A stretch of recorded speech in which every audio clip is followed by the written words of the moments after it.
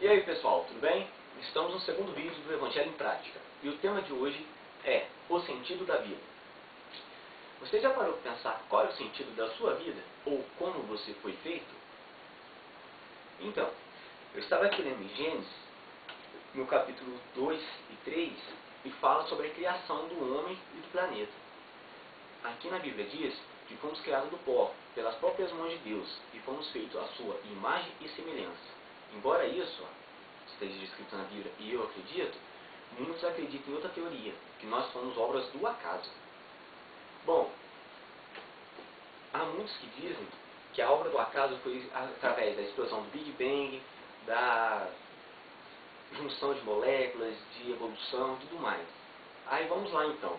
Se foi a junção de moléculas e uma possível evolução de um ser primário, eu estava lendo uns artigos aqui para poder contestar e ter um embasamento, acabei achando o seguinte: a teoria dos fósseis, que hoje muitos cientistas tentam provar a evolução através dos fósseis. Mas só que pegando no site americano, que foi muito difícil para traduzir, mas consegui, falava o seguinte: registros fósseis não conseguem dar suporte à evolução.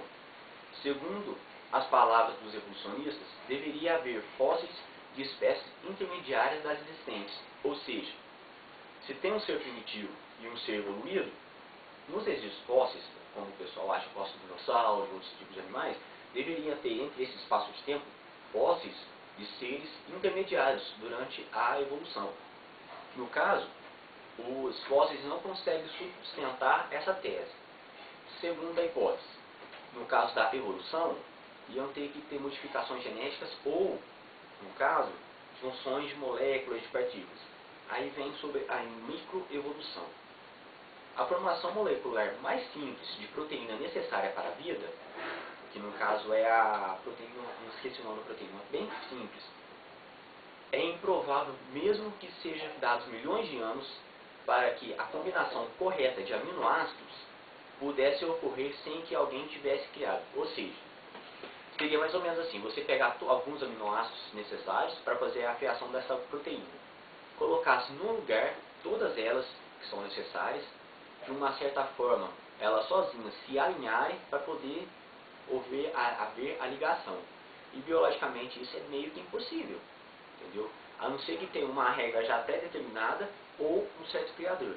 Mas cada um pode acreditar no que quer. Eu acredito na palavra de Deus, que nós somos criados pelas mãos de Deus. Bom, aí nesse caso, o que eu pude concluir que eu trago para vocês? Podemos concluir que a vida é um resultado de um projetista ou criador com incríveis conhecimentos, porque se não fosse por Deus, a criação e a excelência e a ciência de Deus, não seríamos capazes de estar aqui hoje, não pelo fruto do acaso. Aí agora vai, quem é Deus? Deus, simplesmente ele é o criador de tudo isso que vocês podem ver. Olhe para o seu lado em volta. Aí você vai falar: pô, mas Deus não criou minha casa. Não, Deus não criou. Mas, em compensação, Deus criou a matéria-prima da sua casa, entendeu? Ele deu inteligência para você criar e fazer. No caso não foi você, mas os pedreiros. Deu inteligência para o homem, para o ser humano, criar a sua casa, pegar da madeira e poder construir móveis, poder manufaturar suas próprias coisas para você mesmo. Que aqui mesmo, em Gênesis, fala que a partir de Adão e Eva ter saído do jardim do Éden, ter comido o fruto do bem e do mal, Deus diz que o homem teria que trabalhar sobre a terra e do seu suor se alimentaria. Ou seja, Deus, ele lançou uma maldição devido a um erro do homem, porque não seria justo que o homem errasse e não pagasse, ou sofresse as consequências pelo seu erro.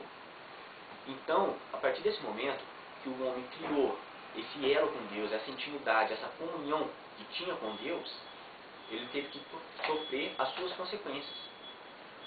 Aí você vai falar: pô, mas Deus é tão mau assim? Deus ele não é mau, Deus ele é justo. Igual Adão e Eva, eles tinham a oportunidade de conversar com Deus no final de todas as tardes, no TED a TED, no cara a cara, vendo Deus, no face a face. Mas eles preferiram dar preferência às coisas que não são de Deus, que é o que acontece nos dias de hoje. Muitas pessoas têm deixado os caminhos de Deus para poder ver o que o mundo oferece, que certamente não são coisas boas. Aí voltam para Deus e se arrependem. Deus, ele perdoa, mas ele não te livra das consequências do seu erro. Porque seria injusto você errar e Deus te perdoar das suas consequências. Que aprendizagem você ia ter com isso? E fora que você ia ficar muito sem vergonha também, né? Toda hora que errasse e pedir perdão para Deus. Bom, continuando. Quem é Deus? Paulo, em Atos 17, 24, ele havia ido para a Grécia. E chegando lá, ele foi convidado por dois importantes filósofos da época para poder conversar e discutir bom, eu vou falar Ágora, mas eu não lembro o nome certo, que era um certo local onde os sábios pensadores da época se ajuntavam para discutir preceitos filosóficos e preceitos de leis da época. Nisso, tendo passeado Paulo na cidade, ele percebeu que havia muitos altares de deuses e etc. E dentre esses havia um altar cuja placa dizia: ao Deus desconhecido. Foi nesse momento que ele pegou para poder falar sobre o seu Deus, que é o nosso Deus que servimos. E ele disse: vejo que há muitos altares entre vocês, e dentre eles há um altar que está vazio, escrito assim: ao Deus desconhecido. E esse Deus desconhecido é o Deus que eu vos apresento a vocês. E nesse momento, Paulo teve a oportunidade de falar sobre Deus, sobre as obras e sobre a maravilha da criação de Deus. Sei que naquele momento, como nos dias de hoje, quando você começa a falar sobre Deus, muitas pessoas começam a falar: pô, vai contar história para dormir, vai fazer o que, não sei o que, e não acham legais você falar de Deus. Muitos saem de perto. Mas naquele momento, Paulo pôde e teve a oportunidade de falar. Muitos não gostaram. Mas só que isso não impediu Paulo de ter falado da palavra de Deus. Isso não impediu Paulo de ter tido a coragem e a ousadia de falar do seu Criador. Afinal de contas, quer coisa melhor do que você falar daquele que te fez, daquele que te sustenta e principalmente daquele que vai te dar a sua salvação? Não tem. Eu, ao menos, desconheço. Sei que sou pecador, tenho muitas falhas, mas prefiro, e mesmo sendo falho, e eu gosto de falar sobre a palavra do meu Deus. Embora ainda tenha muito a aprender, mas é com um pouco que a gente vai aprender, nós vamos aprendendo. Continuando, após Paulo ter falado, muitos deles não gostaram, e Paulo se retirou daquele lugar.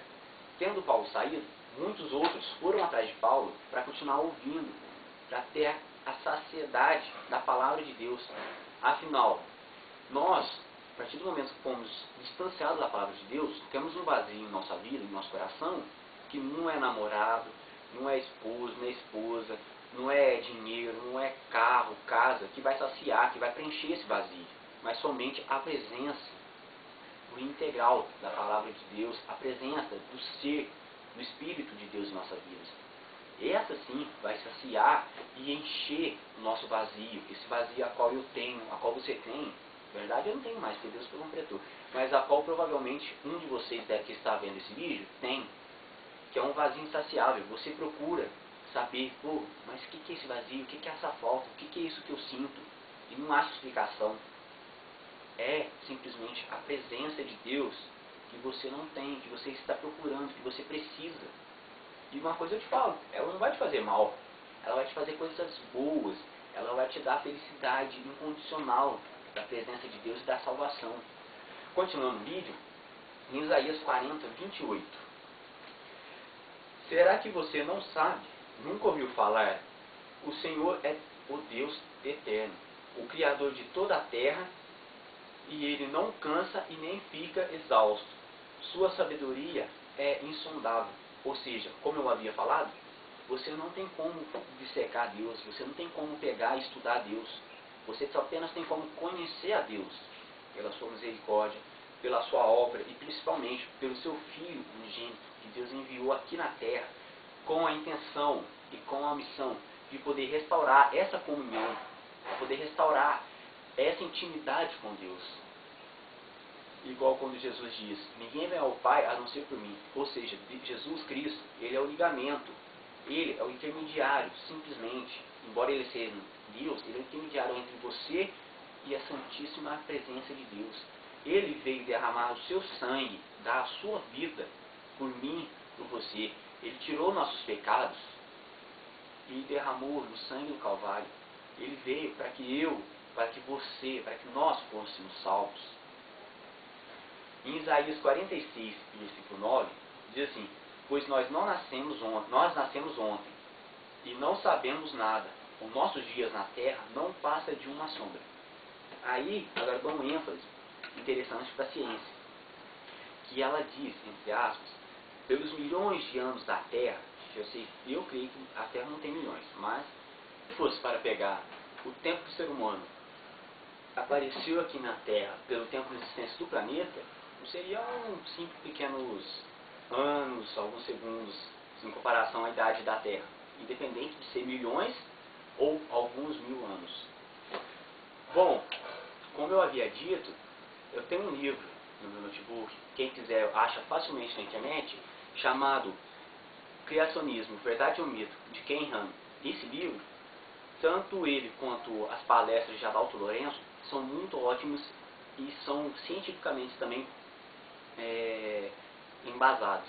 Para aqueles que queiram se aprofundar e poder discutir sobre esses assuntos, entre outros, é só para eu aconselho a procurar esses vídeos. Bom, pessoal, é isso daí. E em breve estarei postando mais vídeos. Espero que goste. Se vocês curtiu, ajude a divulgar. Se você não curtiu, fazer o quê? Não posso agradar a todos, mas simplesmente disso que está na Bíblia e o que eu creio e tomo como verdade. Muito obrigado, até a próxima.